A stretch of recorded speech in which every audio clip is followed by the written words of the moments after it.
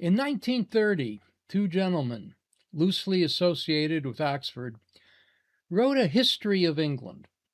Sort of. It was part parody, part satire, and part pure nonsense, with a lot of wordplay thrown in for fun. The authors are credited as follows: Walter Carruthers Seller, Egrat Oxon, Robert Julian Yateman, failed M.A., etc., Oxon. The failed M.A., etc., Oxon is kind of self-explanatory, but Egrat Oxon takes some explaining. Basically, it's a shortened form of egrotat, a term for the unclassified university degree granted to a candidate who is prevented by illness from attending examinations. And that should be all that's necessary to vouch for the authors.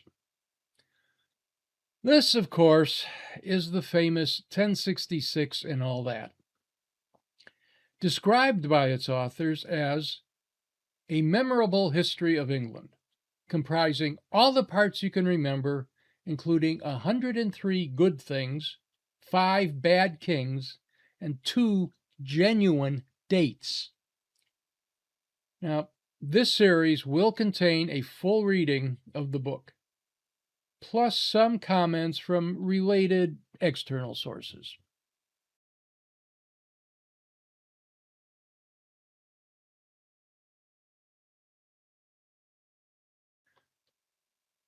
"1066 begins with what they call a compulsory preface, which reads in part, "This means you." Histories have previously been written with the object of exalting their authors. The object of this history is to console the reader. No other history does this. History is not what you thought. It is what you can remember. All other history defeats itself. This is the only memorable history of England, because all the history that you can remember is in this book. For instance, 2 out of the 4 dates originally included were eliminated at the last moment. Research revealed that they were not memorable. History is now at an end. See chapter 62. This history is therefore final.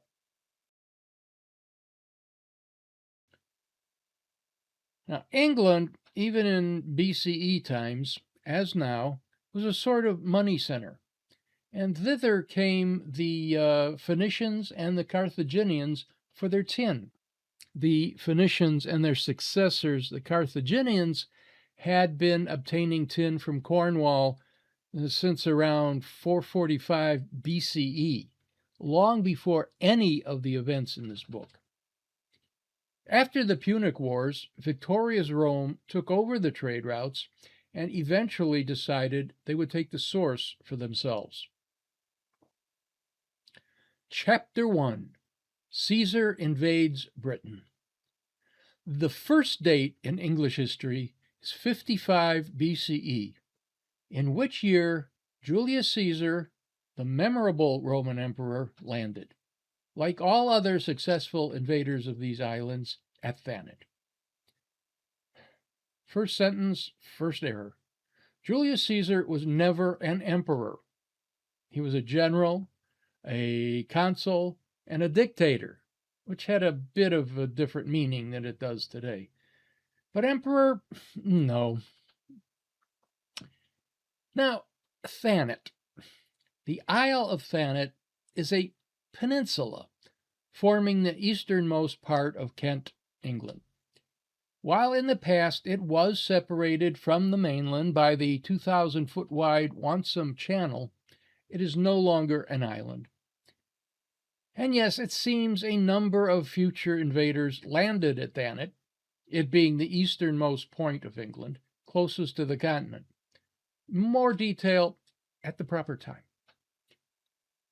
By the way, I make no guarantee that any of my pronunciations of some of these place names are correct. In keeping with the general tone of this book, I don't really care. The Wansum Channel was a strait separating the Isle of Thanet from the northeastern extremity of the English county of Kent, and connecting the English Channel and the Thames estuary. It was a major shipping route when Britain was part of the Roman Empire, and continued in use until it was closed by silting in the late Middle Ages. Its course is now represented by the River Stour and the River Wansum, which is little more than a drainage ditch lying between Breaculver and St. Nicholas at Wade, and joins the Stour about 1.7 miles southeast of Sarr, shown as a red dotted line on this map. This was in the olden days, when the Romans were top nation on account of their classical education, etc. The early Britons were suitable only to act as ancestors. Aside from that, they had no good points. Julius Caesar advanced very energetically, throwing his cavalry several thousands of paces over the River Flumen. River Flumen. Flumen is a Latin word for river, so this would be the river. Now, this river never existed, but England does have a few rivers elsewhere. The most famous flows through the town of Stratford. In an ancient Britannic language, Avon meant river. There is, however, a Flumen River in Spain.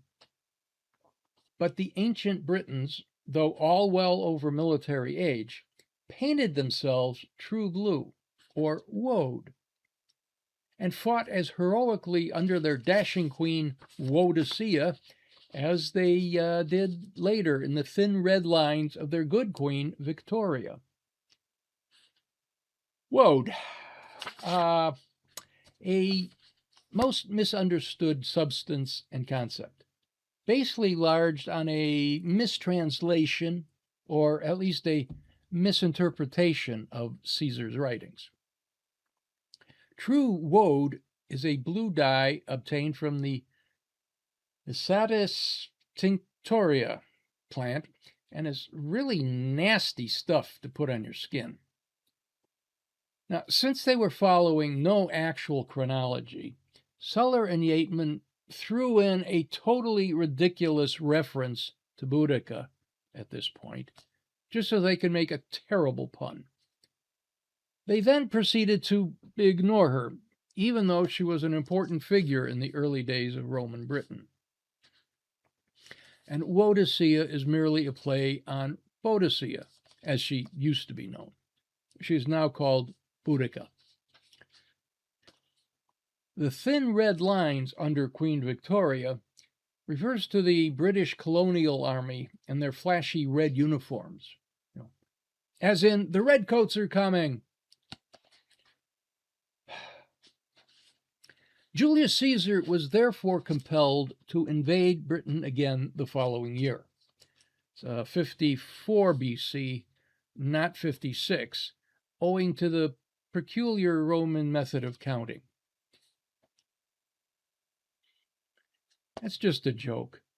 How can you tell how long it will be until something when you don't even know what that something is? But if you really want to know, Romans counted years from 753 BCE, the traditional date of the founding of the city.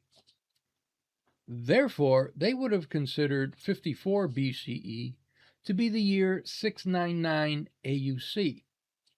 AUC stands for either ab urbe conditi, or anno urbis conditi, depending on who you talk to, but meaning roughly from the founding of the city. Having defeated the ancient Britons by unfair means, such as battering rams, tortoises, hippocausts, centipedes, axes, and bundles, set the memorable Latin sentence, Veni Vidi Vici, which the Romans, who were all very well educated, construed correctly. The Britons, however, who of course still used the old pronunciation, understanding him to have called them weenie, weedy, and weaky, lost heart and gave up the struggle, thinking that he had already divided them all into three parts. It's a lot of nonsense. I can see battering rams, but tortoises and centipedes? And bundles of what? This must refer to the fasces, one of many symbols of Roman power. And the ancient Britons had their own axes. Hippocaust is a archaic spelling of hypocaust, the Roman underfloor heating system. The weenie joke works better in print than vocally. Latin didn't have a V sound. What looks to us like a V was pronounced like a W. Therefore, weni, weedy, weaky. Quite similar to the joke here. Now, there's also the joke, Veni Vidi Visa, I came, I saw, I shopped, which has no relevance here.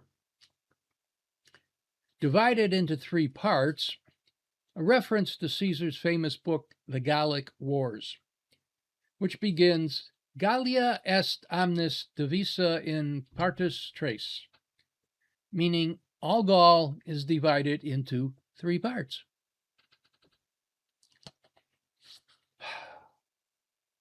Culture among the ancient Britons. Now, the ancient Britons were by no means savages before the conquest and had already made great strides in civilization. Now, for example, they buried each other in long round wheelbarrows, agriculture, and burnt each other alive, religion, under the guidance of even older Britons called Druids or Eistefads, who worshipped the mistletoe in the famous Druidical churchyard at Stoke-Penge. Woof! What a load of malarkey. I'll try to unpick this the best I can.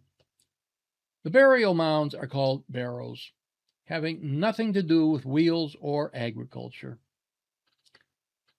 Then, Eisteddfod.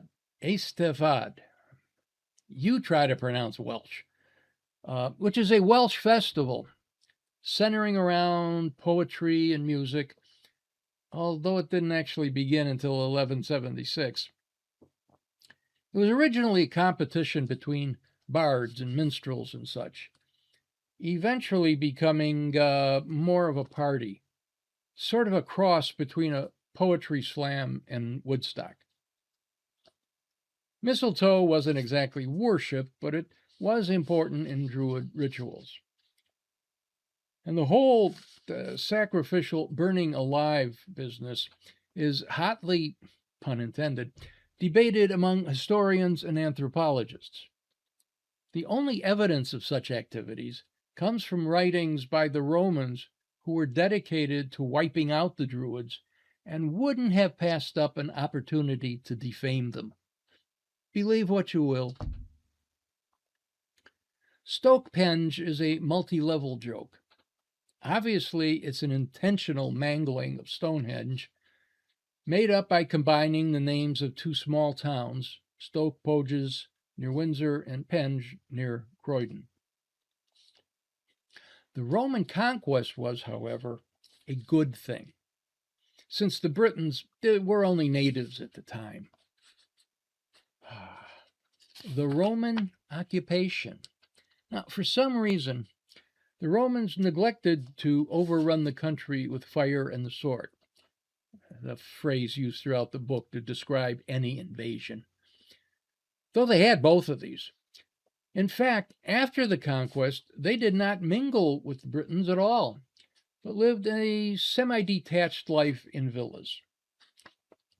Semi-detached is the British term for what Americans would call a side-by-side duplex. It has nothing to do with villas or a kind of lifestyle. Now, they occupied their time for 200 or 300 years, building Roman roads and having Roman baths. This was called the Roman occupation and gave rise to the memorable Roman law, he who baths first baths fast, which was a good thing and still is, which we remember as he who laughs best. The Roman roads ran absolutely straight in all directions and all led to Rome. The Romans also built towns wherever they were wanted, and in addition, a wall between England and Scotland to keep out the savage Picts and Scots. This wall was the work of the memorable Roman Emperor Balbus and was thus called Hadrian's Wall. The Romans built a wall to keep out the northern barbarians, yes. But Picts and Scots, as unified peoples, didn't show up until the early Middle Ages. It was called Hadrian's Wall because it was built by Hadrian. There was no emperor named Balbus. Suller and Yateman may have been playing with the names of two later emperors, Galba, who wouldn't be born for another 50 years, and Balbinus, or Balbinus.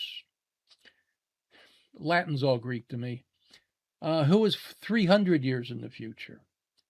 Or they were just joking that it had one name while it's built by somebody else. There was a Balbus, however, who was Caesar's chief of staff in Rome around 60 BCE. He never had anything to do with Britain.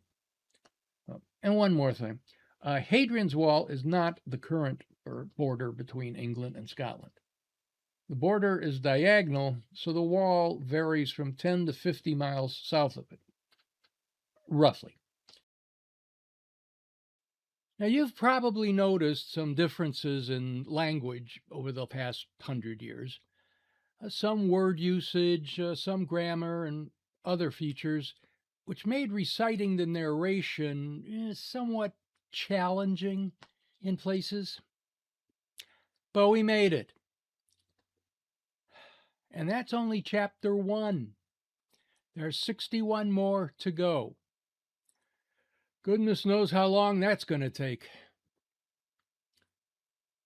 Well, it's time to check on the cats.